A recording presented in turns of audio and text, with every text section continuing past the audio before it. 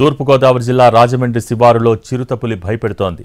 రోజుకో చోట సంచరిస్తోంది. అయితే సీసీ కెమెరాల్లో కనిపిస్తున్నా బోనుకు మాత్రం చిక్కకుండా అధికారులను ముప్పుతిప్పలు పెడుతోంది. అటు వారం రోజులుగా జనానికి కంటి మీద కునుకు లేకుండా పోయింది.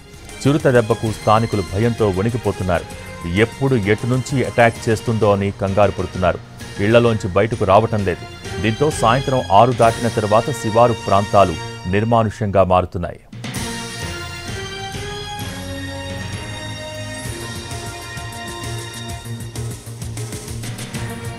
ప్రస్తుతం రాజమండ్రి రూరల్ పరిధిలోని కొంతమూరు, కోలమూరు, జంగాల కాలనీ ఏరియాలోని అటవీ ప్రాంతంలో చిరుత సంచరిస్తున్నట్టు గుర్తించారు అధికారులు.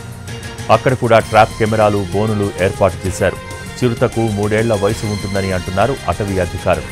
అయితే ఇప్పటి వరకు మనుషులపైన చిరుత దాడి చేసిన దాఖలాలు లేవని చెబుతున్నారు. కేవలం అటవీ భూముల్లోని పందులను వేటాడి తింటున్నట్టు గుర్తించారు అధికారులు.